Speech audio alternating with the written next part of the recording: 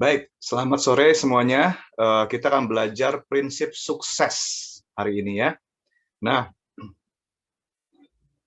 setiap orang pasti ingin hidupnya sukses. Nggak mau orang menjadi orang gagal. Siapa di sini yang mau jadi orang gagal? Gagal dalam studi, gagal dalam hubungan, gagal dalam karir, tidak mau kan? Semua orang pasti ingin berhasil. Berhasil dalam keluarga, berhasil di dalam karir, berhasil di dalam apapun yang dicita-citakan. Nah, Tuhan itu sudah memberikan prinsip dalam firman Allah. Prinsip itu menjadi dasar berpikir dan dasar kita bertindak. Kalau kita ikutin prinsipnya Tuhan, Tuhan jamin kita akan sukses. Nah, dengan satu kalimat, ya, prinsip sukses itu adalah merenungkan firman Tuhan. Mari kita akan lihat bagaimana Tuhan menjamin. Ada upah yang Allah janjikan jika kita merenungkan firman. Yang pertama, Yosua 1:8. Ketika Tuhan menyuruh Yosua untuk memimpin bangsa Israel masuk dalam perjanjian, Yosua gentar. Tapi Tuhan bilang gini, janganlah engkau lupa memperkatakan kitab Taurat ini. Tetapi renungkanlah itu siang dan malam, supaya kamu bertindak hati-hati sesuai dengan segala yang tertulis di dalamnya, sebab dengan demikian perjalananmu akan berhasil dan engkau akan beruntung. Tuhan janji kepada Yosua, dan Tuhan janji juga kepadamu, kepada setiap orang yang ikut pada Zubinar pada sore hari ini, kalau kamu tidak lupa memperkatakan firman Tuhan, tidak lupa merenungkan firman Tuhan siang dan malam, dan bertindak hati-hati mengikuti firman Allah, maka perjalananmu dalam hidupmu kau akan berhasil, dan kau akan beruntung. Siapa di sini ingin menjadi orang yang berhasil? Menjadi anak muda yang beruntung? Pasti semua mau kan? Dan Allah berjanji. Ada upah yang Allah janjikan. Kalau engkau merenungkan firman-Nya, kau akan menikmati sukses dan keberuntungan. Amin. Percaya janji Tuhan? Yang kedua di Mazmur 1, ayat 2-3. Tetapi yang kesukaannya ialah Taurat Tuhan. Dan yang merenungkan Taurat itu siang dan malam, ia seperti pohon yang ditanam di tepi aliran air, yang menghasilkan buahnya pada musimnya dan tidak layu daunnya. Apa saja yang diperbuatnya berhasil. Apa saja yang diperbuatnya berhasil. Mau nggak kamu jadi anak muda yang diberkati Tuhan keberhasilan? Apa saja yang kau perbuat berhasil. Kamu studi, sekolah, berhasil. Kamu bikin proyek ini, proyek itu, berhasil. Mau nggak? Allah janji. Upah bagi orang yang suka akan firman Tuhan dan suka untuk merenungkan firman Tuhan yang siang dan malam. Ada janji Allah. Apa saja yang kau berbuat berhasil. Lalu, apalagi upahnya? Kalau kamu merenungkan firman Tuhan, kamu bisa lebih bijaksana daripada musuh-musuh. Mazmur 119 ayat 97. Betapa aku cintai Tauratmu. Aku merenungkannya sepanjang hari. Perintahmu membuat aku lebih bijaksana daripada musuh-musuhku. Sebab selama-lamanya itu ada pada aku.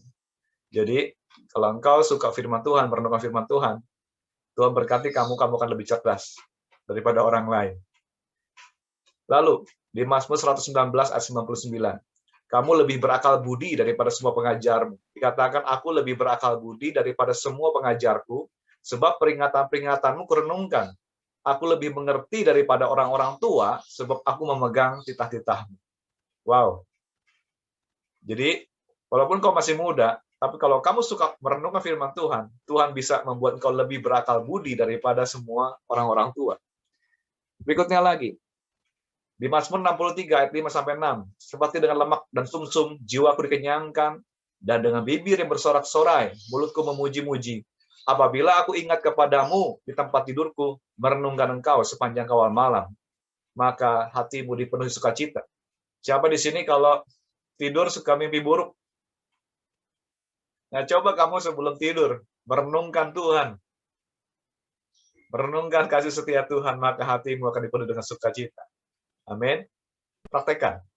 Lalu, di 1 Timotius 4 ayat 15, perhatikan semuanya itu. Hiduplah di dalamnya supaya kemajuanmu nyata kepada semua orang.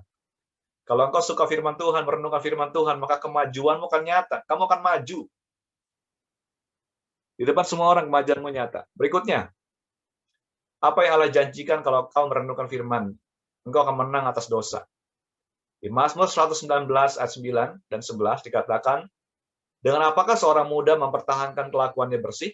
Dengan menjaganya sesuai dengan firman-Mu. Dalam hatiku aku menyimpan janjimu, supaya aku jangan berdosa terhadap engkau. Siapa di sini yang masih jatuh bangun dalam dosa? Kau tahu bahwa itu tidak baik, itu kebiasaan buruk, tapi engkau tetap melakukannya karena kamu merasa lemah. Taruh firman Tuhan di hatimu. Renungkan firman Tuhan. Maka engkau bisa menjaga dirimu sesuai firman Allah, dan kau bisa jaga kelakuanmu tetap bersih di mata Tuhan. Kemudian, kalau engkau merenungkan firman Allah, engkau akan mampu memberi nasihat yang bijak. Di Amsal 17 ayat 17, dikatakan, pasanglah telingamu dan dengarlah amsal-amsal orang bijak. Berilah perhatian kepada pengetahuanku, karena menyimpannya dalam hati akan menyenangkan bagimu bila semuanya itu tersedia pada bibirmu, supaya engkau dapat memberi jawaban yang tepat kepada orang yang menyuruh engkau. Jawaban yang tepat, itu yang bisa engkau berikan kepada orang lain, kalau engkau merenungkan firman Allah. Puji Tuhan. Jadi, itulah sebagian dari janji Tuhan bagi orang yang suka merenungkan firman Allah. Nah, merenungkan firman Tuhan itu adalah menanamkan firman Tuhan ke dalam hati kita. Menanamkan firman Tuhan ke dalam jiwa kita. Di Yakobus 1 ayat 21 dikatakan, sebab itu buanglah segala sesuatu yang kotor dan kejahatan yang begitu banyak itu, dan terimalah dengan lemah lembut firman yang tertanam di dalam hatimu, yang berkuasa menyelamatkan jiwamu. Firman yang tertanam di dalam hati itu seperti mencangkok, ya. Jadi siapa yang pernah mencangkok? Lebih tepatnya okulasi, ya.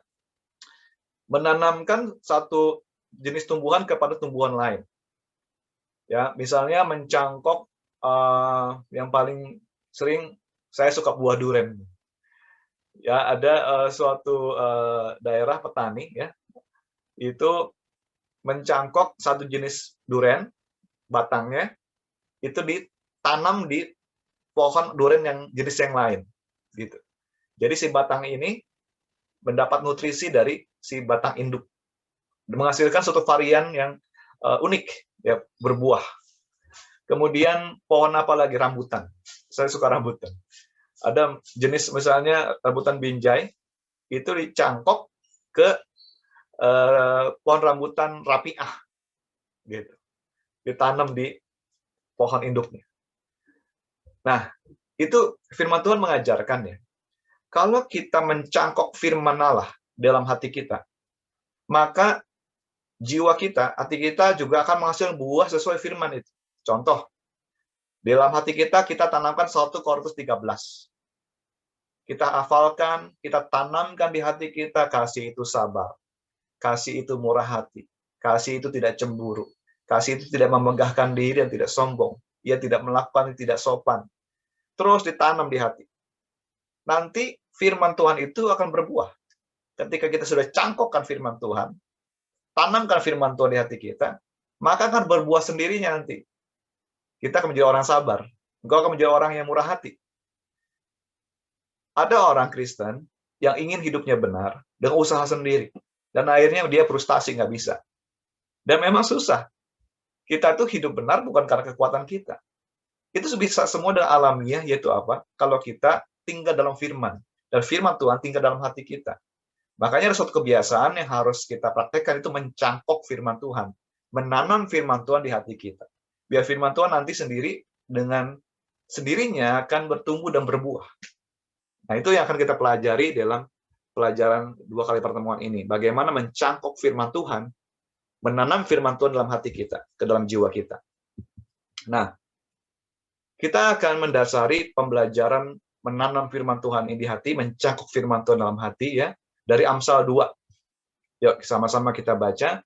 Amsal 2, hai anakku, jikalau engkau menerima perkataanku dan menyimpan perintahku di dalam hatimu, sehingga telingamu memperhatikan hikmat dan engkau mencenderungkan hatimu kepada kepandaian, ya, jikalau engkau berseru kepada pengertian dan menunjukkan suaramu kepada kepandaian, jikalau engkau mencarinya seperti mencari perak dan mengejarnya seperti mengejar harta terpendam, maka engkau akan memperoleh pengertian tentang takut akan Tuhan dan mendapat pengenalan akan Allah.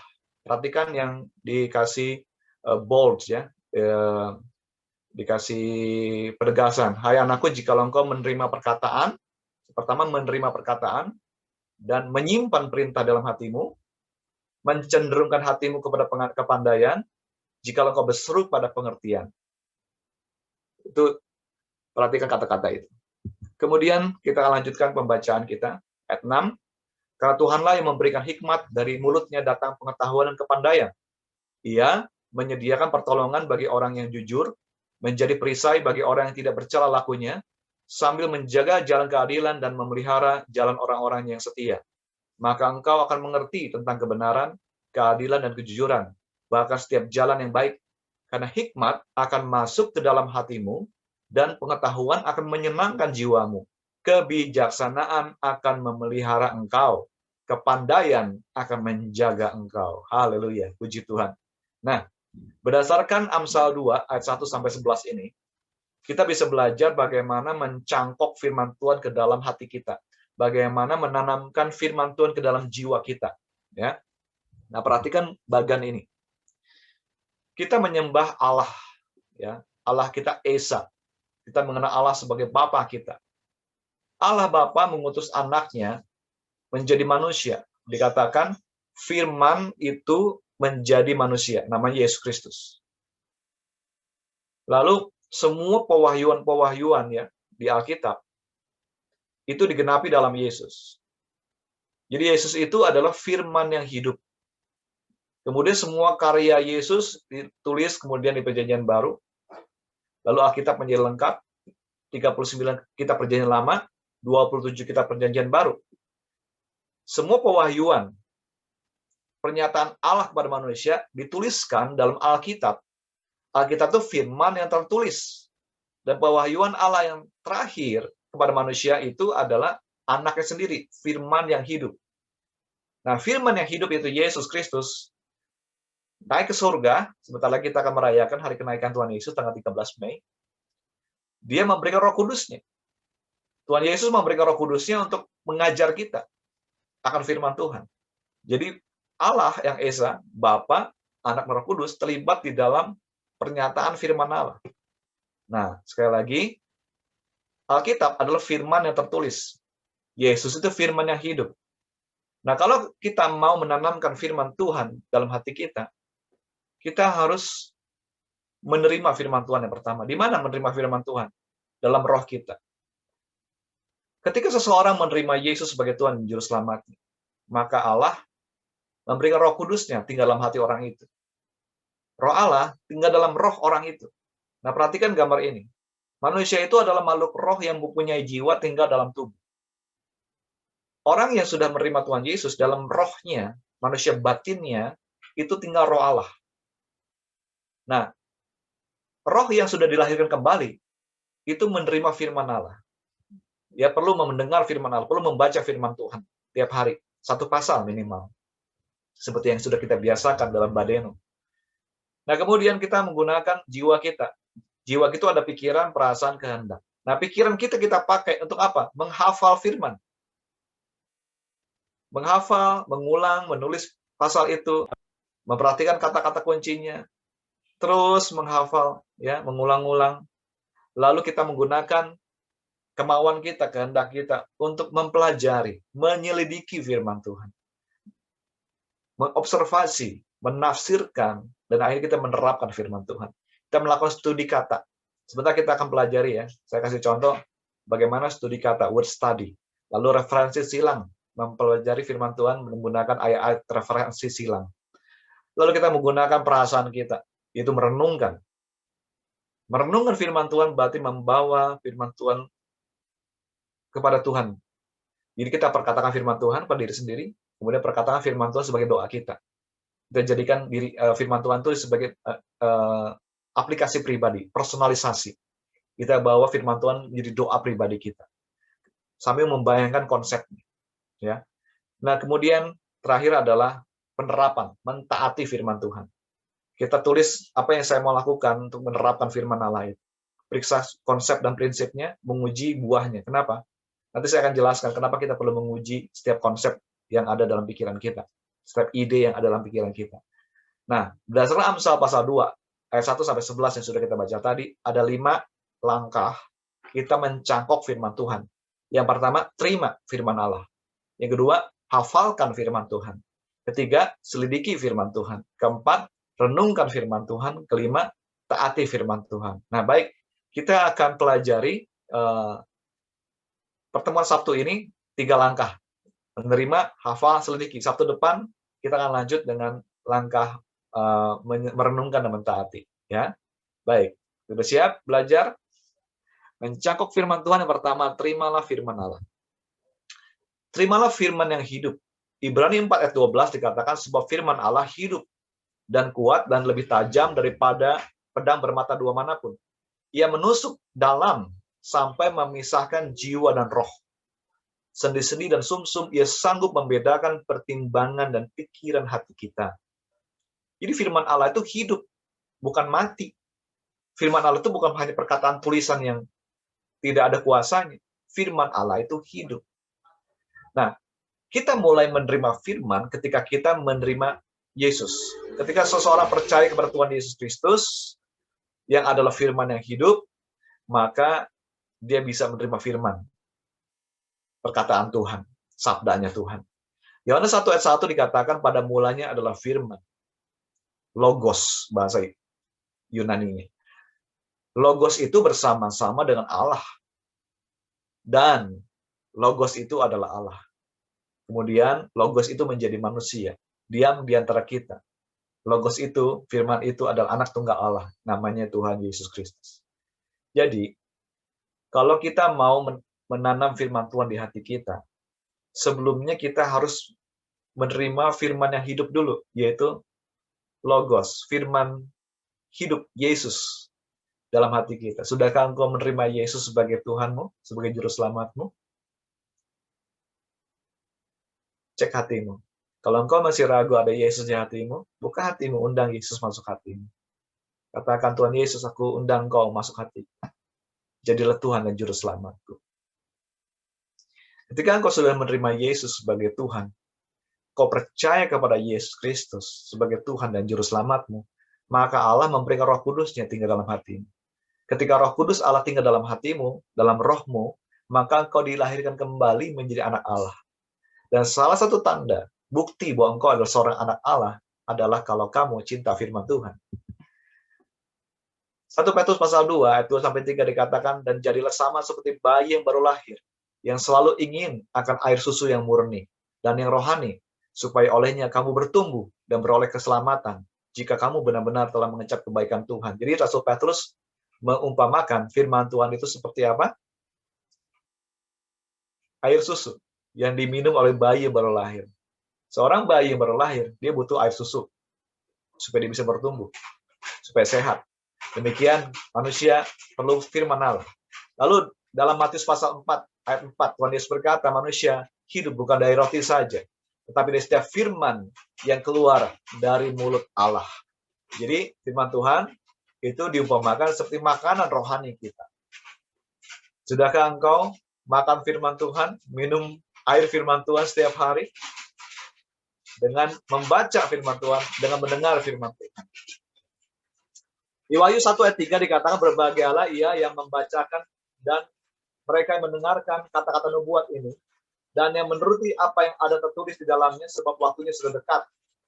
Jadi orang yang membaca firman Tuhan akan berbahagia, orang yang mendengar firman Tuhan akan berbahagia. Apakah engkau sudah membaca firman Tuhan setiap hari? Kalau engkau membaca firman Tuhan 3 pasal setiap hari, maka engkau bisa selesaikan Alkitab dalam 1 tahun.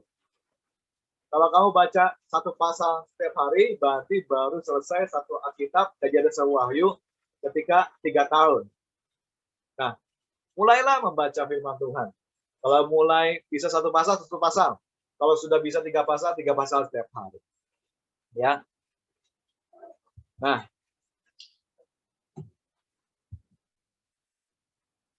saya mengajak ya semua yang ikut seminar ini untuk menanam firman Tuhan dalam hati kita.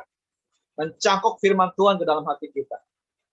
Sudahkah engkau pernah menanamkan firman Tuhan di hatimu? Ini ada 7 prinsip Nah, masing-masing prinsip ada satu pasal, ya. Contoh prinsip desain untuk menerima diri sendiri. Itu tanam firman Tuhan Mazmur 139, satu pasal. Jadi kamu hafalkan, kamu tanam di hati kamu. Lalu prinsip otoritas, pendudukan diri. Tanamkan Roma 13 ayat 1 sampai 7, Efesus 5 ayat 22 sampai pasal 6 ayat 10, lalu 1 Petrus 5 ayat 1 sampai 11. Lalu prinsip tanggung jawab tentang hati nurani murni yang kita pelajari pada dua minggu ini, ya. Mazmur 51 ditanam di hati kita. Dihafalkan, ditanam di hati kita. Diperkatakan, jadikan sebagai doamu. Kemudian prinsip penderitaan, pengampunan, itu 1 Petrus pasal 2 ayat 18 sampai 25. Prinsip kepemilikan, penyerahan hak, Filipi pasal 2 ayat 1 sampai 16. Prinsip kebebasan, kemurnian moral, Roma pasal 6 dan Roma pasal 8, dua pasal ditanam di hati kita. Lalu prinsip sukses yang hari ini kita akan pelajari juga Sabtu mendatang. Merenungkan firman Tuhan, Mazmur pasal 1 kita masukkan dalam hati kita. Nah, saya sudah masukkan firman Tuhan ini ke dalam hati. 7 prinsip ini, ya, bersama pasal-pasalnya, saya sudah hafalkan, saya sudah simpan di hati saya dari belasan tahun yang lalu. Nah, saya mau ajak saudara semua juga untuk melakukan yang sama. Tanam firman Tuhan di hati kamu. Maka nanti firman Tuhan akan bertumbuh dan berbuah. Nah, langkah kedua untuk mencakup firman Tuhan, menghafalkan firman. Ya, tadi ada bagian-bagian yang perlu dihafal. Jadi saya mau ajak selama kita ikut 7 prinsip dasar hidup ini, coba tanam nih semua pasal-pasal ini, ya. Jadi kita sudah belajar prinsip tanggung jawab kemarin. Saya berharap saudara mau menghafalkan, menanamkan firman Tuhan Mazmur 51 di hati. Nah, hari ini kita belajar Mazmur pasal 1, prinsip sukses, ya. Tanam di hati. Hafalkan, perkatakan, jadikan sebagai doamu. Menghafal firman itu seperti kita melatih otak kita, ya. Di sini siapa yang suka fitness? Kalau fitness itu otot kita makin diperkuat, ya. Makin kita melatih, otot kita makin kuat. Sama dengan otak kita. Otak kita makin dilatih, makin kuat. Kalau engkau suka menghafal firman, maka nanti juga ingatanmu akan makin kuat, ya. Nah, coba lakukan menghafal firman Tuhan ini. Ini sebagai contoh kita akan belajar menghafal 1 Timotius pasal 4 ayat 12, ya. Kita hafalkan, kita renungkan. Yuk sama-sama kita baca. Jangan seorang pun menganggap engkau rendah karena engkau muda. Jadilah teladan bagi orang-orang percaya dalam perkataanmu, dalam tingkah lakumu, dalam kasihmu, dalam kesetiaanmu, dan dalam kesucianmu. Nah, kalau kita mau menghafal firman Tuhan, kita mengulang-ulang satu kalimat. Jangan seorang pun menganggap engkau rendah karena engkau muda. Ulangi lagi. Jangan seorang pun menganggap engkau rendah karena engkau muda. Ulangi lagi. Jangan seorang pun menganggap engkau rendah karena engkau muda. Sampai hafal. Kalau sudah hafal satu kalimat, dua kalimat. Jadilah teladan bagi orang-orang percaya. Jadilah teladan bagi orang-orang percaya. Nah, kalau sudah hafal, ulangi dari awal. Jangan seorang pun menganggap engkau rendah karena engkau muda. Jadilah teladan bagi orang-orang percaya.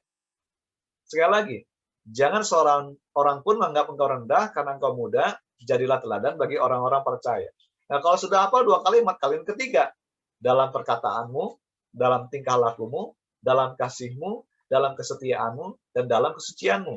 Ulangi lagi, dalam perkataanmu, kemudian dalam tingkah lakumu, dalam kasihmu, dalam kesetiaanmu, dan dalam kesucianmu. Terus diulang-ulang, diulang-ulang. Nah, kalau menghafal firman, kalau sudah kita ulang-ulang dengan perkataan, harus ditulis. Jadi kunci untuk menghafal itu tulis ulang. Tulis ulang, tulis ulang. Nah, kita bikin outline-nya. Satu kalimat, dua kalimat, terus kita pecah-pecah. Dalam perkataanmu, baris berikutnya dalam tingkah lakumu, baris berikutnya dalam kasihmu, baris berikutnya dalam kesetiaanmu, baris berikutnya dalam kesucianmu. Ya. Nah, ini salah contoh ya, contoh supaya kita hafal. Jangan seorang pun menganggap engkau rendah karena engkau muda, jadilah teladan bagi orang percaya. 1, dalam perkataanmu. 2, dalam tingkah lakumu. 3, dalam kasihmu. 4, dalam kesetiaanmu. 5, dan dalam kesucianmu. Nah, kita perlu penekanan. Kalau perlu digaris bawahi. Jangan seorang pun menganggap engkau rendah. Garis bawahi. Karena engkau muda. Dan jadilah teladan bagi orang percaya. Nah, kita kasih lingkaran.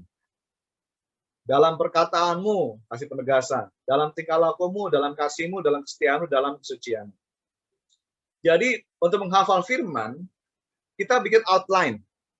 Bikin kerangka. Ya. Nah, coba praktekkan nanti di Mazmur pasal 1. Kan ada 6 ayat tuh ya. Bikin outline. Nah, kita kalau belajar selalu ada lembar kerjanya. Karena ini Zoominar bukan hanya untuk mengisi otak kita, tapi kita harus bisa tindakan kita. Ya. Jadi, heart, head, and hand. Hati kita diubahkan, pikiran kita diperbaharui, dibikin makin cerdas, dan kita juga dikasih keterampilan bagaimana menerapkannya. Nah, untuk menerapkan ini perlu ada lembar kerja. Silahkan ambil kertas kosong, lalu bikin 7 kolom. Kalau bisa lakukan di buku, boleh. Kertas kosong, boleh. Bikin 7 kolom. Kolom pertama, project 1, salin pasal, buat kerangka. Nah, project kita adalah Mazmur pasal 1 ya. Lalu, project kedua nanti ajukan pertanyaan-pertanyaan tentang pasal itu. Kolom ketiga nanti bikin lakukan studi kata. Kolom 4 lihat referensi silang. Kolom 5 tulis parafrase. Parafrase itu adalah tulis ayat firman Tuhan dan kalimatmu sendiri dalam bentuk bahasa sehari-hari, dalam bentuk orang pertama. Kolom 6 gambarkan konsepnya. Kolom 7 bagaimana penerapan firman Tuhan itu. Nah, Sabtu ini pertemuan pertama ini kita akan belajar 4 project ya. Jadi kita akan project 1, 2, 3, 4. Nanti Sabtu mendatang kita lanjut project 5, 6, 7. Nah, oke, sekarang kita masuk ke project pertama. Project pertama ada tuliskan Mazmur pasal 1 pada lembar kerja. Sudah siap dengan kertas masing-masing? Halo, sudah siap? Nah, kalau sudah siap, saya minta engkau menulis ulang dengan ballpoint. Mungkin ada pertanyaan, kan sudah ada di Alkitab di handphone, ya. Tetapi otak kita bekerja lebih baik kalau kita ketika menghafal, kita tulis ulang dengan tangan kita. Ada koneksi antara apa yang ditulis dengan jari dengan otak kita. Praktekkan itu. Jadi salin, ya, sambil menghafal ya. Yuk kita baca dulu firman Tuhan Mazmur pasal 1 ini. Jadi prinsip sukses. Sudah siap? Yuk kita sama-sama baca. Berbahagialah orang yang tidak berjalan menurut nasihat orang fasik, yang tidak berdiri di jalan orang berdosa, dan yang tidak duduk dalam kumpulan pencemooh, tetapi yang kesukaannya ialah Taurat Tuhan, dan yang merenungkan Taurat itu siang dan malam. Ia seperti pohon yang ditanam di tepi aliran air, yang menghasilkan buahnya pada musimnya, dan yang tidak layu daunnya, apa saja yang diperbuatnya berhasil. Bukan demikian orang fasik, mereka seperti sekam yang ditiupkan angin. Sebab itu orang fasik tidak akan tahan dalam penghakiman, begitu pula orang berdosa dalam perkumpulan orang benar. Sebab Tuhan mengenal jalan orang benar, tapi jalan orang fasik menuju kebinasaan. Oke, sekarang silakan ambil waktu, ya. Masing-masing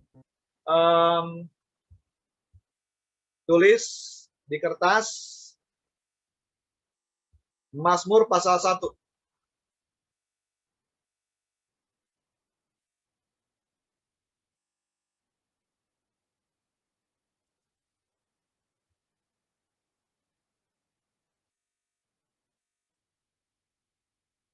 Oke. Silakan ambil waktu 5 menit cukup ya. Silakan tulis, dikasih kerangka. Jadi bikin kolomnya mesti agak besar ya. Kolom 1, kolom 2, kolom 3, kolom 4.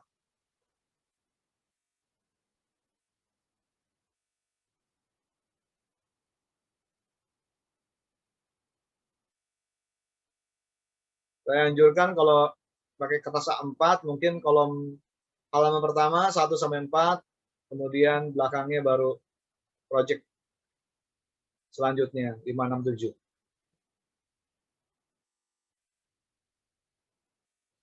Kita menghafal Mazmur pasal 1. Nah, kenapa sih perlu menghafal? Kan mendengar saya cukup, membaca aja udah bahagia. Ya, tapi kan tadi kita sudah baca, ada upah khusus, jaminan sukses. Kalau engkau ingin mendapatkan penggenapan firman Tuhan bahwa engkau akan dibuat sukses oleh Tuhan, ya tidak cara lain harus merenungkan firman Tuhan. Bagaimana bisa merenungkan? Harus hafal dulu. Makanya kita harus hafal.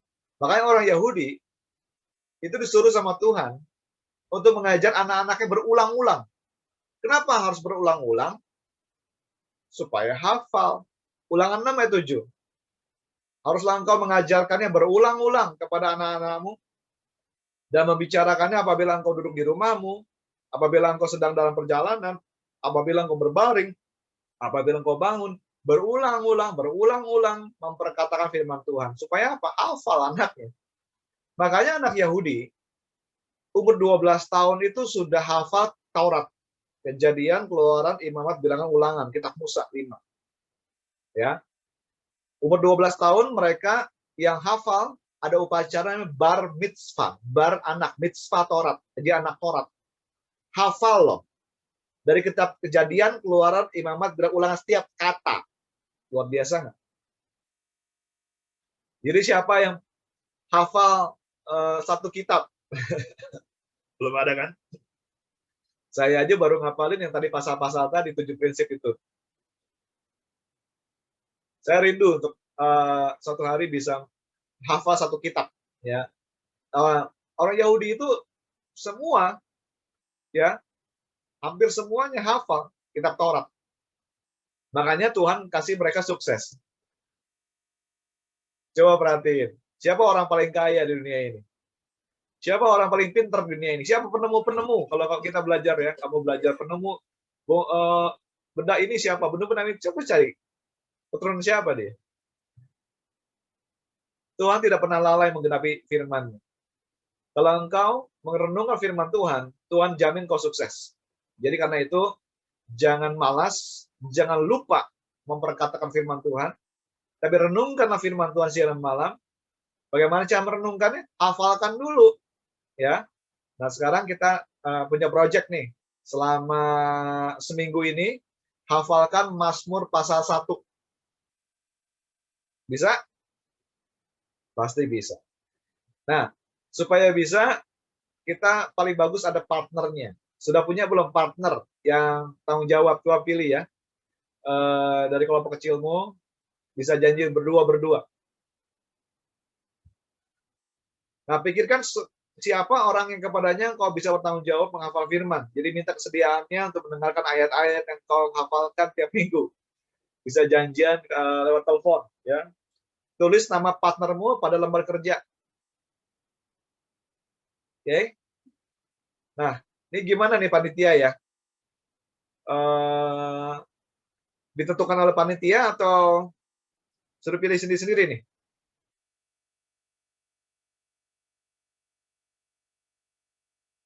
Atau per kelompok kecil saja ya? Kayaknya per kelompok kecil aja biar sama-sama ini. Oke. Apa biar Tapi sama pastikan, enak. Oke. Kak Stefan, terima kasih. Kalau gitu, tapi pastikan setiap orang Sabtu depan sudah hafal Mazmur 1 ya. Sip? Oke. Oke. Jadi ketua kelompoknya tolong ini ya, bisa mengkoordinir. Anggotanya sudah hafal Mazmur pasal 1. Nah, yang hari ini Sabtu ini berhalangan juga kasih tahu mereka harus hafalin Mazmur pasal 1 ya, supaya mereka bisa jadi orang-orang sukses. Oke. Kita masuk ke langkah ketiga. Tadi kita sudah belajar terimalah firman Tuhan dengan mendengar, membaca firman Tuhan, ya. Tiap hari satu pasal minimal gitu. Kalau bisa 3 pasal. Kemudian kita belajar setelah terima firman Tuhan, kita harus hafalkan firman Tuhan, ya. Hafalkan firman Tuhan. Sabtu lalu Mazmur 51, ya, kalau bisa dihafalkan itu. Hari ini kita belajar Mazmur pasal 1, prinsip sukses. Saya berharap Sabtu depan kita semua sudah hafal Mazmur pasal 1 paling tidak, ya. Kalau bisa Mazmur 51 juga hafal. Nah, kita sekarang masuk ke langkah ketiga, bagaimana mencangkok firman Tuhan, mentanamkan firman Tuhan dalam hati kita, yaitu dengan apa? Menyelidiki firman Tuhan. Nah, di sini ada gambar domba. Kata merenungkan firman Tuhan dalam bahasa Ibrani itu hagah. Hagah itu punya pengertian seperti hewan yang memamah biak. Hewan yang memamah biak itu ruminansia, ya. Seperti sapi, domba. Nah, kita kan diibaratkan seperti domba-dombanya Tuhan. Nah, domba itu makan rumput. Pernah nggak perhatiin domba makan rumput? Apakah hanya ujung rumput atau bagian atas yang dimakan sama domba? Atau si domba itu makan sampai ke dekat akarnya? Coba, ada yang tahu nggak? Kalau domba makan rumput, itu ujung atasnya doang apa sampai dekat akarnya? Ujungnya aja. Coba perhatiin. Kalau ujungnya aja, berarti masih banyak dong badannya. Ada perhatiin nggak? Rumput-rumput yang dimakan sama domba, itu dimakan sampai kemana? Tengah-tengah kok. Sampai ke pangkalnya. Artinya apa? Domba tidak makan cuma di atasnya doang. Dia gali sampai dalam-dalam. Jadi Kak Stefan, domba itu makan sampai ke bawah rumputnya. Oke. Nah, ketika domba itu makan, domba itu punya 4 perut. Perut pertama itu rumen. Perut kedua itu retikulum. Perut ketiga itu omasum. Perut keempat obamasum. Abomasum, ya. Jadi ketika si domba itu makan rumput, dia kunyah. Dia masuk perut pertama. Ketika domba itu sudah ngaso, sedang istirahat, rumput yang sudah dia kunyah, sudah masuk perut pertama, dikeluarin lagi. Dia kunyah lagi, supaya bisa dicerna. Masuk ke perut kedua. Nah, itu namanya memamah biak, ruminansia. Dan kata merenungkan, itu punya pengertian begitu. Seperti hewan yang memamah biak. Jadi kita makan firman Tuhan, masukin firman Tuhan dalam hati kita, lalu kita keluarkan lagi, kita perkatakan firman Tuhan itu. Kita kunyah lagi. Kita cerna setiap kata demi kata. Masukin lagi dalam hati kita. Ungkapkan itu sebagai doa kita. Nah, itulah merenungkan.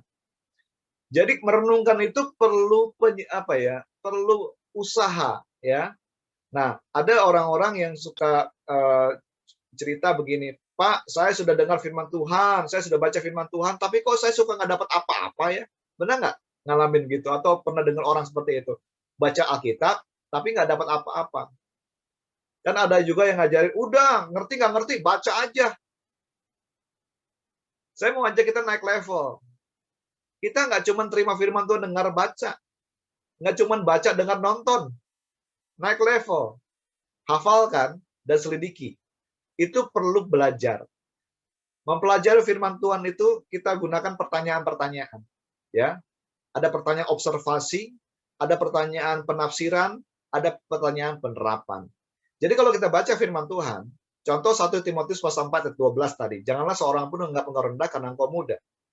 Jadilah teladan bagi orang-orang percaya dalam perkataanmu, dalam tingkah lakumu, dalam kasihmu, dalam kesetiaanmu, dan dalam kesucianmu. Nah, kita pertanyakan dengan observasi pengamatan, apa sih kondisi pembaca mula-mula saat menerima ayat ini? Apa sih dampaknya bagi pembaca mula-mula? Apa sih beban sang penulis? Bagaimana konteks mempengaruhi arti ayat ini? Topik apa sih yang dicakup?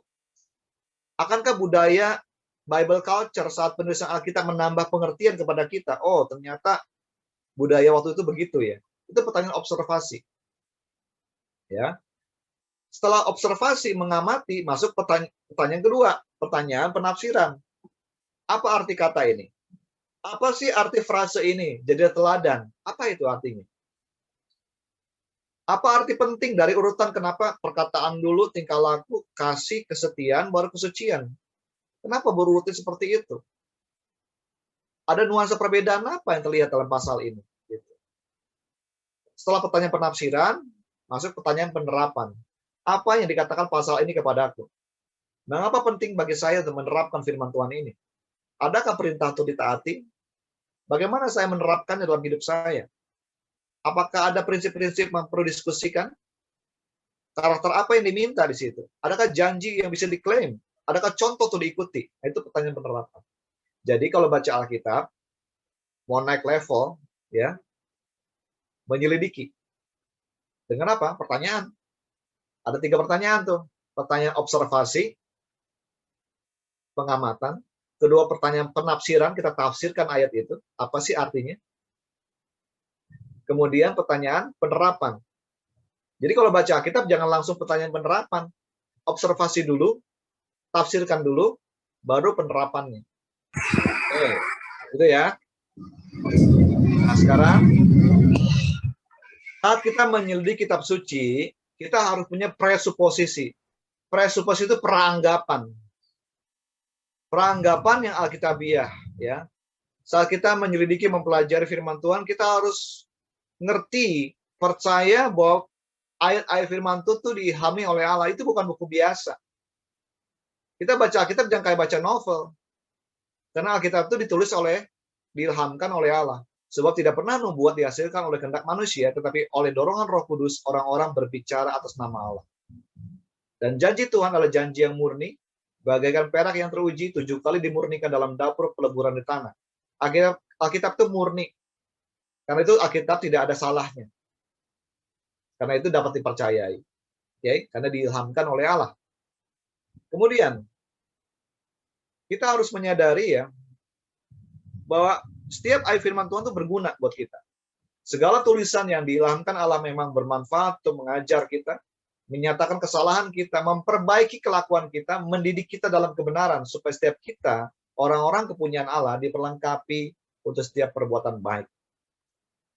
Dan sadari bahwa Allah mau supaya engkau dan saya memahami ayat firman Tuhan. Dalam 2 Timotius pasal 2, 15 dikatakan, usahakanlah supaya engkau layak di hadapan Allah sebagai seorang pekerja yang tidak usah malu, yang berterus terang memberitakan perkataan kebenaran itu. Di dalam bahasa Inggrisnya dikatakan, rightly dividing the word of truth.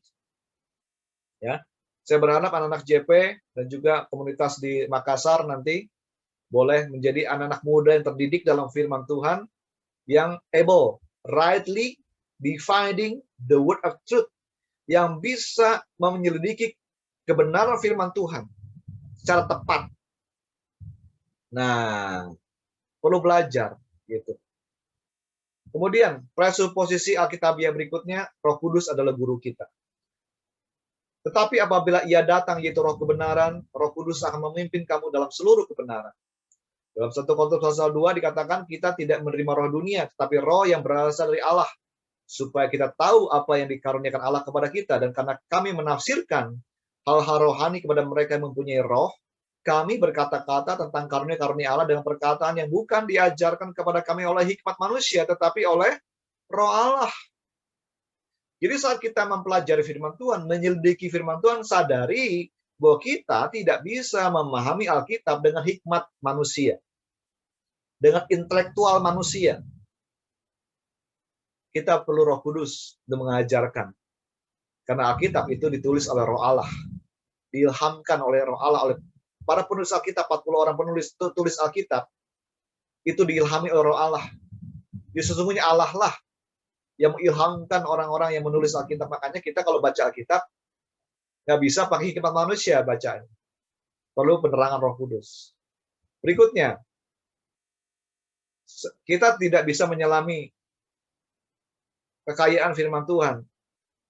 Dikatakan, oh alangkah dalamnya kekayaan hikmat dan pengetahuan Allah, sungguh tak terselidiki keputusan-keputusan dan sungguh tak selami jalan-jalan. Mungkin ada pertanyaan, nah kalau tak terselidiki, ngapain kita menyelidiki? Ada ayat firman Tuhan bilang gini, kemuliaan Allah adalah menyembunyikan segala sesuatu. Kemuliaan Raja adalah menyelidiki segala sesuatu. Sekali lagi, kemuliaan Allah adalah menyembunyikan segala sesuatu. Kemuliaan Raja adalah menyelidiki segala sesuatu. Allah tuh ingin supaya kita tuh menyelidiki firman-Nya. Dan itulah kemuliaan buat kita. Dan saat kita menyelidiki firman Tuhan, dengan bantuan Roh Allah, kita bisa mengerti maksud Tuhan. Berikutnya, kita sadari ya, pikiran manusia itu beda sama pikiran Allah. Sebab rancanganku bukanlah rancanganmu, kata Tuhan, dan jalanmu bukanlah jalanku, demikianlah firman Tuhan. Seperti tingginya langit dari bumi, demikianlah tingginya jalanku dari jalanmu, dan rancanganku dari rancanganmu. Jadi beda jalannya Tuhan sama jalan kita. Makanya kita harus mengerti cara pikirnya Tuhan. Kita harus belajar bagaimana Allah berpikir. Bagaimana Tuhan berpikir. Makanya kita perlu belajar firman Tuhan. Berpikir sebagaimana Kristus berpikir. Berikutnya, peranggapan Alkitabiah. Hati-hati, supaya jangan ada orang yang menawan kamu dengan filsafat yang kosong dan palsu, menurut ajaran turun-temurun dan roh-roh dunia, tapi tidak menurut Kristus. Hati-hati. Saat ini banyak orang kebaktian online. Bisa dengar firman Tuhan di rumah sendiri-sendiri. Tinggal klik, dia mau suka dengerin siapa. Hati-hati loh. Banyak pengkhotbah, banyak pengajar-pengajar itu, pengajarannya nggak benar.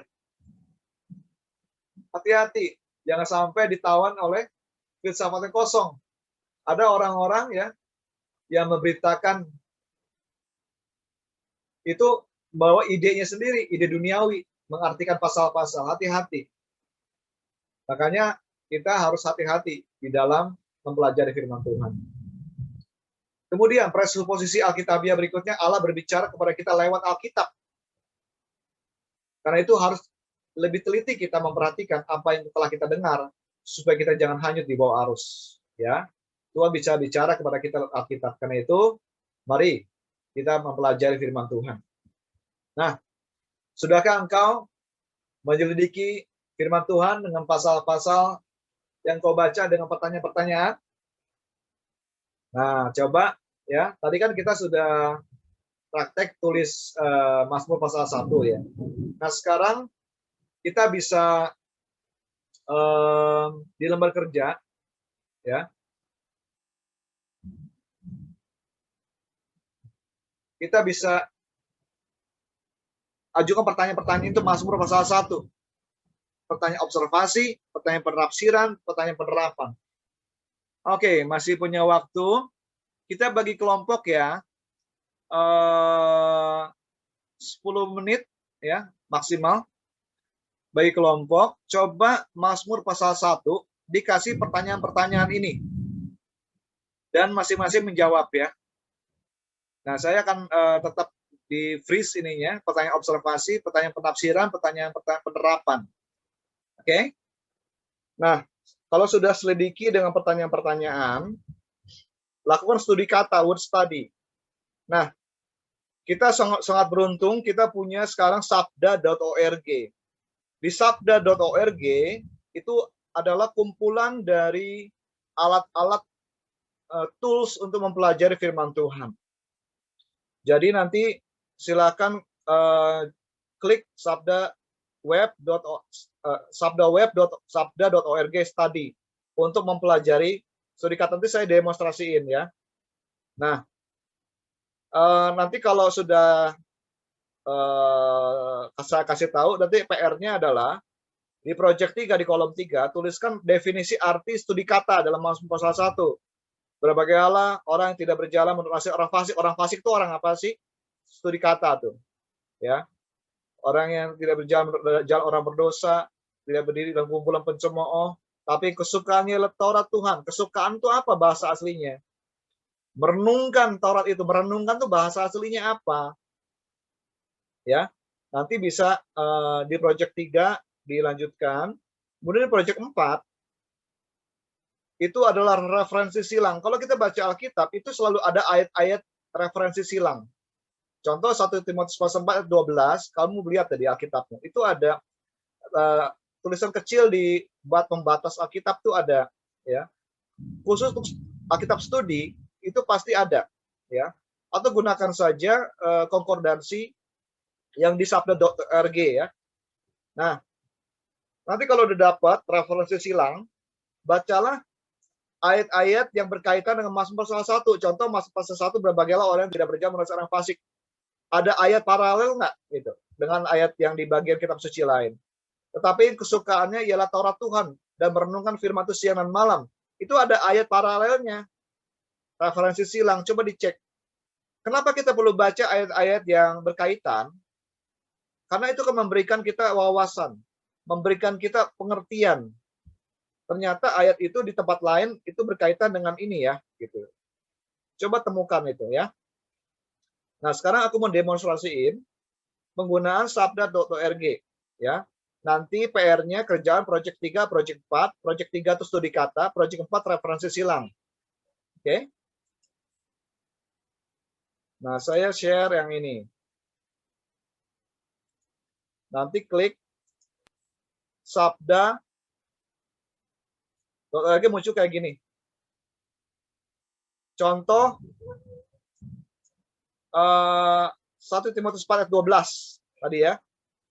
Nah, nanti kita bisa klik di sini, cari yang strong numbers nih, konkordan strong. Akan muncul gini. Jadi strong ini adalah James Strong namanya. Dia mendedikasikan hidupnya 40 tahun lebih untuk mencari tiap kata dalam Alkitab terjemahan bahasa Inggris King James Version, tiap kata bahasa asli Ibraninya apa? Bahasa Yunaninya apa? Jadi kalau kamu bisa ngerti bahasa Inggris, kamu bisa lacak setiap kata bahasa asli Alkitab. Kalau kamu nggak ngerti Ibrani Yunani, tapi kamu tahu arti Ibraninya apa, Yunaninya apa. Contoh gini, ini yang 1 Timotius 4 ayat 12 kan, jangan seorang pun engkau rendah karena engkau muda kan. Jadilah teladan bagi orang percaya dalam perkataanmu, dalam tingkah lakumu, dalam kasihmu, dalam kesetiaanmu, dan dalam kesucianmu. Dalam terjemahan King James Version, dikatakan, let no man despise thy youth, but be thou an example of the believers in word, in conversation, in charity, in spirit, in faith, and in purity. Nah, kalau kita pengen tahu, janganlah seorang pun menganggap engkau rendah, despise rendah. Bahasa aslinya apa sih? Kita klik nih, tuh. Klik aja nih. Nanti muncul tuh, apa? Kataproneo, ya kan? Artinya apa? Nganggap rendah, tinglito, mengecilkan orang. Youth ini bahasa aslinya apa? Ini kan bahasa Yunani ya. Klik nih, youth. Neotes, youthful age, masa muda. Janganlah orang menganggap kamu rendah walaupun kamu masih masa muda gitu. Tapi jadilah teladan. An example. Bahasa aslinya apa sih example ini? Klik nih. Studi kata. Tupos. Tupos itu artinya ensemble print figure. Jadi figur, jadi contoh, jadi pattern, jadi pola. Nah, jadi pengertian kita lebih kaya kan. Oh, ternyata jadi teladan itu jadi contoh, jadi pola tingkah lakunya. Lalu dalam perkataan itu apa? Logos dalam perkataan. Kalau bahasa Inggris ada perkataan, ada conversation. Nah, ya kan? Bahasa aslinya apa? Kemudian dalam kasih, bahasa aslinya charity. Tapi kita lihat bahasa aslinya apa? Agape. Gitu. Dalam purity, dalam kemurnian, coba kita klik. Hagnia, purity. Sinlessness of life, hidup yang tanpa dosa. Bisa nggak kamu jadi anak muda hidup tanpa dosa? Nah, bisa. Karena firman Tuhan bilang begitu. Oke. Nah, coba gunakan sabda.org ini untuk menyelidiki Mazmur pasal 1. Nah, tinggal gini aja nih ketiknya. Contoh nih. Cari Mazmur. Oke. Pasal 1. Oke. Mulai ayat 1. Kemudian di bahasa Indonesia terjemahan baru. Nah, muncul kan? Berbagai hal yang tidak berjalan menurut orang fasik, yang tidak berdiri di jalan berdosa, tidak duduk dalam kumpulan pencemooh. Ayat 2. Tapi kesukaan Taurat Tuhan dan merenungkan Taurat itu siang dan malam. Nah, kita pengen tahu nih bahasa aslinya apa. Klik tadi yang strong. Oke, tuh muncul. But his delight is in the law of the Lord, and his law doth meditate. Nah, kata meditate, merenungkan, kita lihat nih, klik nih, studi kata nih. Klik apa nih? Apa? Katanya? Haga. Haga. Artinya apa? Meditate, on, speak, imagine, study, roaring, soar, talk, summon, grow, utter. Utter tuh ngomong sama diri sendiri, muse, motor. To roll, grow, growling tuh bergumam. Nah, dari studi kata gini kita bisa pengertian kita kan lebih kaya. Oh, ternyata merenungkan itu menggumam ya. Ngomong ya. Nggak diem gitu loh. Nggak berpikir dalam hati. Tapi mesti ngomong, keluar suara dari mulut. Jadi merenungkan itu, meditate itu seperti itu. Day and night. Nah, saya berharap gunakan tools ini. Pelajari setiap kata yang menarik buat kamu. Oke? Di project di kolom 3 studi kata, kemudian referensi silang di project 4. Kalian bisa explore sabda.org ini. Oke? Selama seminggu ini yang sudah liburan lebih enak ya. Bisa explore, silahkan gunakan manfaatkan sabda web sabda.org ini. Oke? Baik, kita akan masuk ke dalam pelajaran, melanjutkan pelajaran dari Sabtu lalu, yaitu merenungkan firman. Nah, sesungguhnya langkah pertama menerima firman, langkah kedua menghafalkan firman, langkah ketiga menyelidiki firman, itu maksudnya untuk mempersiapkan kita untuk langkah keempat ini, yaitu merenungkan firman. Jadi setelah kita mendengar firman Tuhan, setelah kita membaca firman Tuhan, lalu kita hafalkan firman Tuhan, lalu kita menyelidiki firman Tuhan dengan observasi, dengan penafsiran, dengan penerapan, studi kata, referensi silang, tujuannya supaya kita merenungkan firman Tuhan. Menjadikan ayat-ayat firman Tuhan ini menjadi doa pribadi kita kepada Allah. Tuhan Yesus berkata, jikalau kamu di dalam aku dan firmanku di dalam kamu, minta saja apa yang kamu kehendaki, maka kamu akan menerima. Puji Tuhan. Lalu kalau 3:16 dikatakan, dialah perkataan Kristus diam dengan limpahnya dalam hatimu. Jadi kita belajar ya, mencangkok, menanam firman Tuhan dalam hati kita. Ya.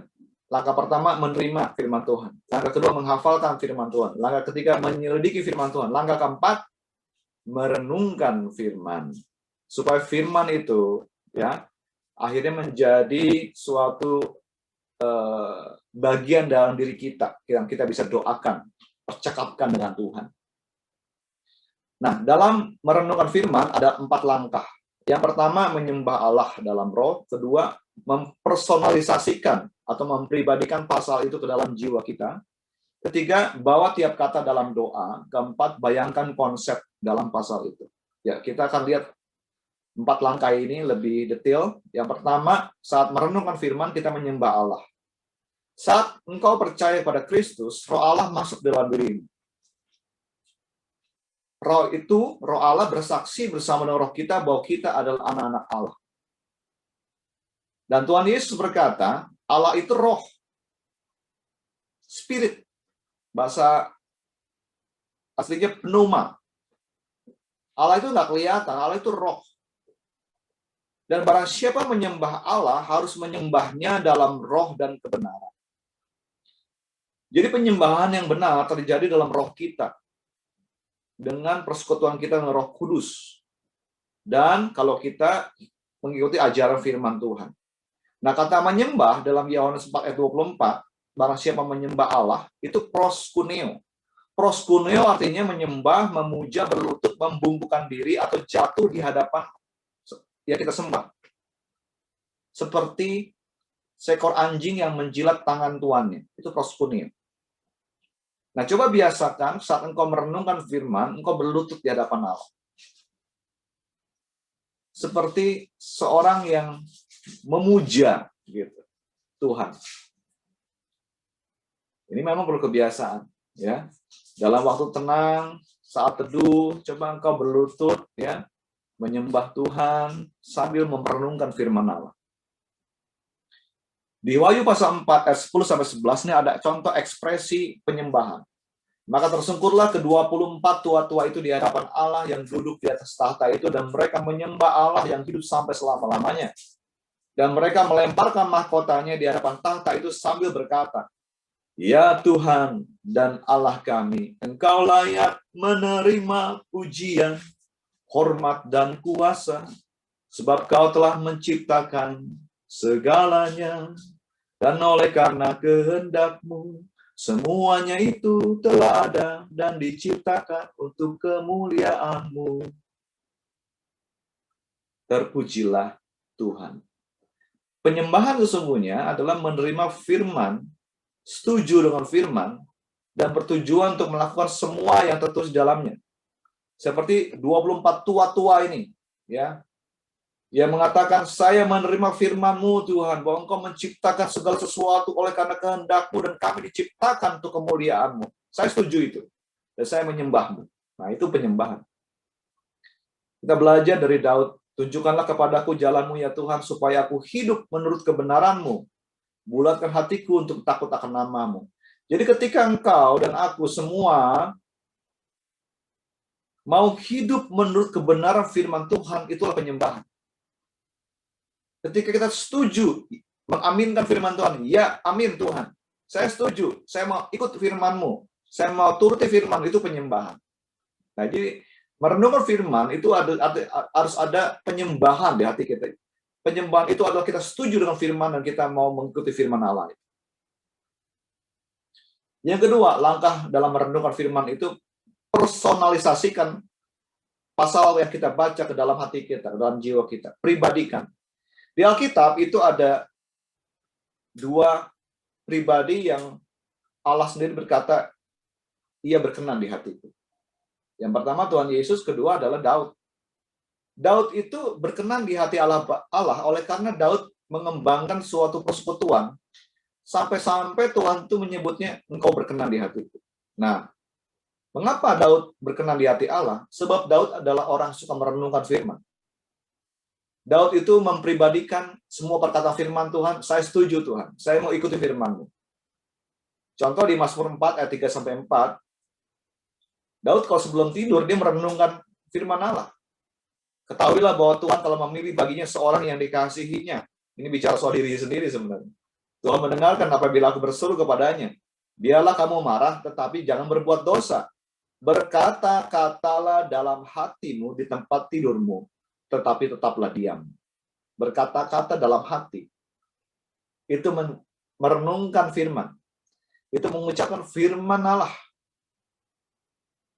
Dan Daud mengembangkan kebiasaan itu. Dia bersekutu dengan Tuhan. Makanya Tuhan senang. Apakah engkau mau berkenan juga di hati Allah?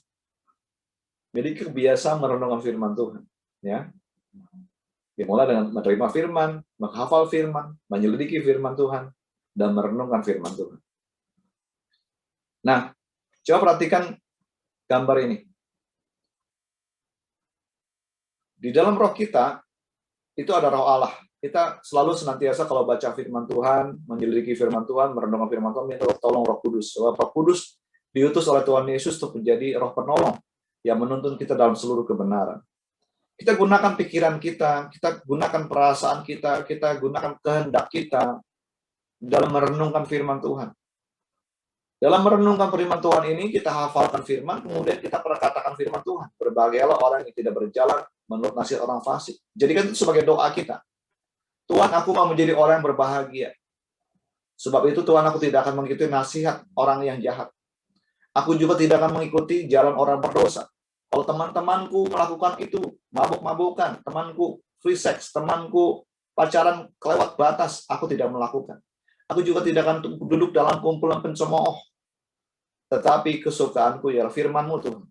Dan aku mau merenungkan firman-Mu siang dan malam. Jadikan aku, Tuhan, seperti pohon yang ditanam di tepi aliran air yang menghasilkan buahnya pada musimnya. Dan tidak layu daunnya. Buatlah apa yang aku perbuat berhasil, ya Tuhan. Jadi kan firman Tuhan sudah kita hafalkan, itu sebagai doa pribadi kita. Nah, kata merenungkan dalam bahasa Ibrani itu hagah. Hagah itu seperti hewan memamah biak. Contoh domba. Domba itu hewan yang memamah biak. Dia makan rumput, kemudian rumput dia kunyah masuk ke perut yang pertama. Ketika dia sedang beristirahat, lagi ngaso, itu dikeluarin lagi tuh makanan dalam perutnya. Dia kunyah, dia mamah biak, ruminansia. Dicerna tuh makanan itu. Masuk lagi ke perut dia yang kedua. Nah, jadi kita belajar ya. Untuk merenungkan firman Tuhan, itu perlu waktu yang dikhususkan. Waktu di mana engkau sedang beristirahat. Waktu di mana engkau sedang ngaso. Jangan merenungkan firman Tuhan ketika engkau sibuk dengan pekerjaanmu, sibuk dengan lagi nonton TV sambil nonton film, merenungkan firman, nggak akan kena, itu nggak bisa. Apalagi main game sambil merenungkan firman Tuhan, nggak bisa. Jadi merenungkan firman Tuhan itu perlu waktu di mana kamu sedang beristirahat di dalam Tuhan. Sela. Dalam Mazmur itu ada sela. Sela itu kita ada waktu di mana kita merenung di hadapan Allah, berdiam diri di hadapan Allah. Dan ini mesti dibiasakan, ya. Jadi jadikan firman Allah sudah kamu hafalkan sebagai doa pribadimu dalam waktu istirahatmu, dalam waktu di mana kau sedang sendirian bersama dengan Tuhan, lagi ngaso, ya. Nah, langkah ketiga, ubah tiap kata menjadi doa. Doa adalah komunikasi dengan Allah. Tiap kali kita merenungkan firman Tuhan, kita berharap Tuhan singkapkan mataku supaya aku bisa memandang keajaiban-keajaiban dari firman Allah. Contoh ya, dalam 1 Timotius 4 ayat 12 yang sudah kita pelajari, itu kita bisa personalisasi sebagai doa kita. Kita bisa berdoa berdasarkan 1 Timotius 4 ayat 12, Tuhan, aku tidak akan membiarkan orang meremehkan masa mudaku, tapi aku akan menjadi teladan bagi orang-orang beriman dalam kata-kataku, dalam percakapanku, dalam perbuatanku, dalam semangatku, dalam imanku, dalam kesucianku. Nah, kita sudah pelajari bagaimana menyelidiki firman Tuhan dengan observasi, penafsiran, dan penerapan. Kita sudah pelajari studi kata supaya pengertian kita kaya ya akan firman itu. Dan juga baca ayat-ayat referensi silang. Kalau kita lakukan itu, kita akan menjadi orang yang punya pemahaman yang lengkap tentang ayat firman Tuhan itu. Contoh, 1 Timotius 4 ayat 12. Jangan seorang pun menganggap engkau rendah karena engkau muda. Kita sudah selidiki kata jangan itu apa? Jangan berarti aku tidak mengizinkan siapapun untuk menghina aku.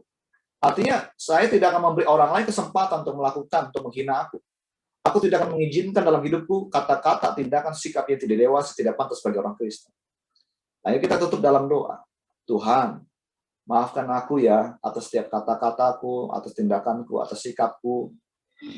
Dan aku berdoa, agar Engkau memberi aku kasih karunia, supaya aku bisa menjadi teladan bagi orang percaya. Jadikan aku orang percaya yang dewasa di setiap bidang kehidupanku, Tuhan. Kita selidiki, jangan seorang pun. Artinya apa? Tidak ada seorang pun. Itu termasuk orang-orang dalam keluargaku sendiri. Dimana kalau keluarga kan paling bisa melihat apakah kita tetap sama di rumah sama di luar. Konsisten nggak? Gitu.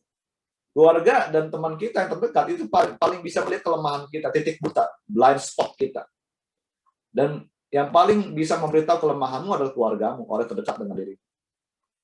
Nah, apakah keluargamu menganggap engkau rendah? Gua tahu siapa lu. Gitu. Jangan seorang pun menganggap engkau rendah, termasuk keluargamu. Jangan seorang pun, artinya itu termasuk dirimu sendiri, termasuk saya. Tuhan merancang kemudahan dengan potensinya untuk kekuatan iman keberanian, dan Tuhan tidak ingin kita meremehkan masa muda kita. Dan kita bisa berdoa, Tuhan, beri aku keberanian untuk meminta keluarga dan teman dekatku untuk menunjukkan kelemahanku, titik buta ketidakdewasaan rohaniku, Tuhan. Dan jangan biarkan aku berkata, aku tidak bisa melayani karena aku terlalu muda. Kemudian kita pelajari firman Tuhan. Jangan seorang menganggap engkau rendah. Nah, kalau ada orang yang menganggap rendah, cari tahu. Kenapa dia merendahkan? Kita bisa berdoa, Tuhan, beri saya keberanian dan kemurahan hati untuk pergi kepada mereka yang tidak suka sama saya. Dan belajar, jika mereka tidak suka karena disebabkan ketidakdewasaan saya, atau mereka tidak suka oleh karena mereka menolak standar Tuhan. Buat aku tahu Tuhan, buat aku mengerti. Nah itu contoh kita mempersonalisasikan firman Tuhan sebagai doa kita. Ya. Nah silakan digunakan Mazmur pasal 1, ikuti teladan ini. Lanjut ya, contoh lagi nih. Jangan seorang pun menganggap engkau rendah karena engkau muda. Ini melibatkan kurangnya pengalaman saya, ketidakdewasaan saya, kegagalan saya untuk menjadi bijaksana pengertian. Masa muda ditentukan bukan oleh usia saja, tapi juga oleh perbandingan. Ya kalau kita berumur 50 tahun, contoh saya, bentar lagi 50 tahun ini, saya masih akan dianggap muda oleh orang yang dianggap yang sudah 70 tahun gitu. Jadi masa muda itu bisa oleh karena fisik, ya, dan juga bisa karena ketidakdewasaan rohani. Dan kita bisa berdoa sama Tuhan, Tuhan ajari aku untuk mengenali dan menghindari ketidakdewasaan dalam bentuk atau cara apapun dalam hidupku. Oke. Nah, coba di project kelima, mulai merenungkan Mazmur pasal 1, ya. Tekankan setiap kata, berbahagialah orang yang tidak berjalan menurut nasihat orang fasik. Apa tidak berjalan menurut nasihat orang fasik? Coba direnungkan. Kemudian dengan bahasa sendiri seperti apa? Tidak berdiri di jalan orang berdosa. Itu seperti apa? Tidak duduk dalam kumpulan pencemooh. Pakai kata-katamu sendiri seperti apa? Tetapi kesukaanku ialah firman Allah. Dan merenungkan firman Allah siang dan malam. Ya seperti pohon yang ditanam di tepi aliran air yang menghasilkan buahnya pada musimnya, tidak layu dalamnya apa saja yang berbuatnya berhasil. Dan itu jadikan sebagai doamu. Dengan kata-katamu sendiri. Ya. Oke. Merenungkan firman itu juga perlu kita menggunakan imajinasi kita. Contoh di 1 Timotius 4:12, jangan seorang pun merendahkan karena engkau muda. Orang lain melihat cara engkau bicara, cara kamu berjalan, cara kamu bertindak, berperilaku. Ada mata-mata yang melihat dirimu. Nah, kamu bisa gambar, ya. Kemudian jadilah teladan. Teladan itu kita sudah pelajari studi kata, ya, Sabtu lalu. Pengertian itu pattern, pola. Jadi orang lain juga akan mengikuti pola hidupmu. Nah, gunakan kreativitasmu sendiri dalam mendesain ilustrasi Mazmur pasal 1. Ya. Nanti di kolom 6, kamu bisa gunakan, ya, kamu pakai pensil, kamu gambar. Konsep Mazmur 1. Berbagaimana orang tidak berjalan menurut nasihat orang fasik. Nah, gimana kamu ilustrasikan? Supaya kamu ingat gitu ya. Karena gini, kekuatan imajinasi adalah kita akan menjadi lebih engage, lebih ada kita bisa lebih menghayati firman yang kita renungkan saat kita membayangkan.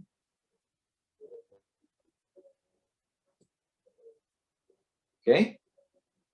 Mungkin kita jeda dulu di sini, yaitu coba ambil waktu ya 1 menit untuk mengucapkan Mazmur 1 sebagai doa pribadi. Oke. Lalu menit kedua kamu bisa gunakan waktu untuk membuat ilustrasi Mazmur pasal 1. Oke? Nah, sambil kita berdoa, mungkin Joya bisa. Oh, ada musik di sini, Joya. Oke, sorry. Ada. Baik. Oke. Silakan masing-masing menjadikan Mazmur 1 sebagai doamu. Coba kita praktek dulu ya. Aku kasih waktu 1 menit ya. Kan udah hafal kan? Ya, jadikan sebagai doamu. Oke, silakan.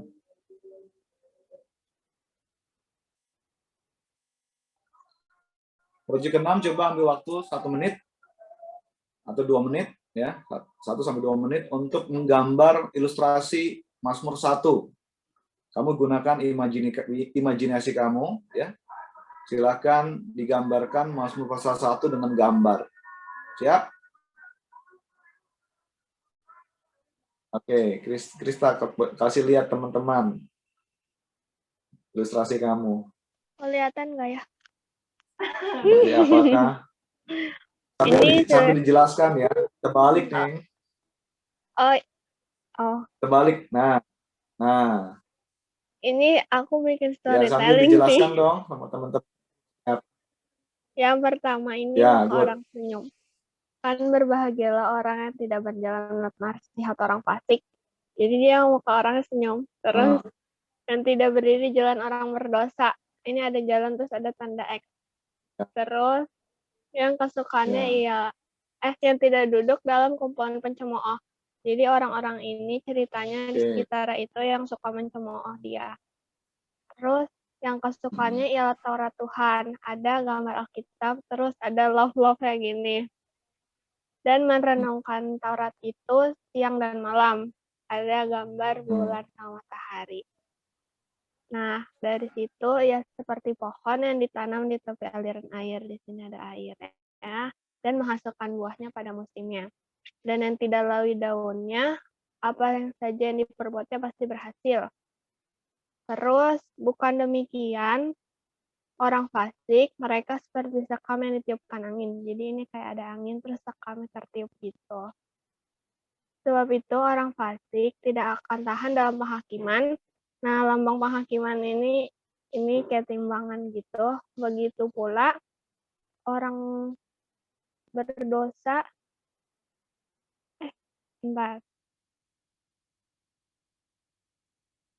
Begitu pula orang berdosa dalam kumpulan orang benar. Jadi di sini dia sendirian itu cemberut. Itu artinya kayak orang berdosa dan pinggirnya orang-orang benar yang senyum. Sebab Tuhan mengenal jalan orang benar. Jadi ceritanya Tuhan Yesus. Terus ini jalan orang benar menuju Tuhan Yesus ini. Tapi jalan orang fasik menuju kebinasaan. Ini kayak jurang gitu. Gitu sih. Wow, luar biasa. Gimana teman-teman? Wow, luar biasa. Dapat ide? Nah, coba sharingkan, Chris. Buat kamu, dengan menggambar gitu, apa yang kamu dapatkan? Kalau aku sih lebih mudah aja ngingetnya. Ya, kayak kan kalau gambar ada simbol-simbolnya gitu, jadi kita nggak harus menghafal kata-kata banyak. Ya, itulah keuntungannya ya. Nah, silahkan dijadikan kebiasaan untuk menggambar ilustrasi konsep itu. Karena itu akan menjadi bagian dalam hidupmu. Aku akan garanti, jamin, kamu nggak akan lupa sampai kamu mati. Apa yang sudah kamu baca. Kenapa? Kamu sudah menggunakan imajinasimu. Gitu. Oke. Terima kasih ya buat yang sudah sharing. Baik, kalau gitu aku akan lanjutkan langkah kelima dalam mencakap firman Tuhan. Kita sudah belajar terima firman Allah, hafalkan firman Allah, selidiki firman Allah, renungkan firman Allah. Yang kelima adalah taati firman Allah. Oke. Yang kelima adalah mentaati firman Allah yang kita baca. Yakobus 1 ayat 25, sebab itu buanglah segala sesuatu yang kotor dan kejahatan yang begitu banyak itu, dan terimalah dengan lemah lembut firman yang tertanam di dalam hatimu, yang berkuasa menyelamatkan jiwamu. Ya, kita harus mentaati firman Allah yang tertanam dalam hati kita. Bagaimana caranya? Yang pertama, tuliskan apa yang kamu mau terapkan. Contoh ya, 1 Timotius 4 ayat 12, jangan seorang pun menganggap engkau rendah karena engkau muda. Penerapannya, apakah aku berbuat salah yang membuat orang lain menganggap aku rendah? Kalau ada, gimana cara mengubahnya? Haruskah aku menghubungi orang yang merendahkan aku? Jika aku menghubunginya, apa yang akan aku katakan? Jadi, bisa gunakan langkah-langkah yang sudah kita pelajari dalam pelajaran prinsip tanggung jawab ya. Mendapatkan hati nurani yang murni. Gimana cara ketemu orang membereskan masalah. Disiplin rohani apa saja yang merupakan karakteristik kehidupan orang percaya? Apakah orang lain akan mengikuti cara aku baca Alkitab? Jika orang mengikuti contoh kehidupan doaku, apakah mereka akan menikmati persekutuan dengan Tuhan? Kalau orang mengikuti cara kehidupan berjemaatku, apakah gereja akan lebih kuat? Aku datang gereja sebulan berapa kali? Jika orang mengikuti caraku memberi persepuluhan persembahan, apakah pekerjaan pelayanan gereja akan menjadi makmur? Jika orang mengikuti cara aku bersaksi, akankah ada orang yang diselamatkan? Jika ada orang menjaga hati mereka seperti aku menjaga hatiku, apakah mereka mempunyai kemurnian moral? Nah, itu contoh penerapan. Nah, silakan berdasarkan studi ya, dan renungan Mazmur 1, tuliskan ide-ide penerapan di kolom 7 pada lembar kerja. Kamu sudah merenungkan Mazmur pasal 1, sekarang mentaatinya. Nah, apa yang akan kamu lakukan? Apa yang kamu akan terapkan? Aplikasinya gimana Mazmur 1 itu? Ya, ya silakan saya kasih waktu 1-2 menit. Silakan tulis penerapan-penerapan apa saja yang bisa dilakukan berdasar Mazmur pasal 1. Oke, silakan. Karena keterbatasan waktu, kita lanjut dulu ya. Jadi, ide-ide penerapan apa saja yang bisa dilakukan berdasarkan Mazmur pasal 1, itu di kolom 7. Kemudian kedua adalah periksa konsep yang kamu dapat. Periksa juga prinsip yang kamu dapat. Prinsip itu dasar berpikir dan dasar bertindak. Apakah ide itu yang kamu sudah tulis itu dari Tuhan atau dari setan? Nah, itu hati-hati. Tuhan Yesus itu pernah bercakap-cakap sama Petrus. Kemudian Yesus berpaling dan berkata kepada muridnya, Petrus, "Hanyalah iblis, sebab suatu batu sandungan bagiku. Engkau suatu batu sandungan bagiku. Sebab bukan memikirkan apa yang dipikirkan Allah, melainkan apa yang dipikirkan manusia." Idenya Petrus itu kelihatannya baik. Karena waktu itu Tuhan Yesus bilang bahwa anak manusia akan diserahkan, akan menderita. Kemudian Petrus berkata, "Guru, sekali-kali itu tidak akan menimpa engkau." Tuhan Yesus berkata, "Nyala iblis, engkau suatu batu sandungan bagiku." Nah, hati-hati ya, ketika engkau menuliskan ide-ide penerapan saat baca firman Allah, hati-hati itu perlu diperiksa dulu, diuji dulu. Apakah ide itu berasal dari Tuhan atau bukan? Karena hati-hati iblis juga bisa menyamar sebagai malaikat terang. Ingat ketika Tuhan Yesus di padang gurun dicobai setan. Setan mencoba, pertama, kalau kamu anak Allah, ubah batu jadi roti. Lalu Tuhan Yesus berkata, ada tertulis manusia bukan hidup dari roti saja, tetapi dari setiap firman yang keluar dari mulut Allah. Nah, ketika iblis melihat Yesus menggunakan firman Tuhan, iblis juga pakai firman Tuhan. Ada tertulis tentang engkau. Kalau kamu melemparkan dirimu ke bawah, nanti malaikat-malaikat akan menatang engkau supaya kakimu jangan terjatuh pada batu. Pakai ayat firman Tuhan buat setan itu. Lalu Tuhan Yesus berkata, Tuhan Yesus tidak langsung mengikuti ide-ide setan.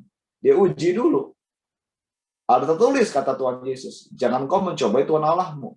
Nah, jadi penting sekali kita untuk menguji, ya, memeriksa apakah konsep, apakah prinsip, apakah ide pemikiran yang ada dalam pikiranku ini dari Tuhan apa dari setan, gitu. Atau cuma dari diriku sendiri manusia. Ya, hati-hati di situ. Nah,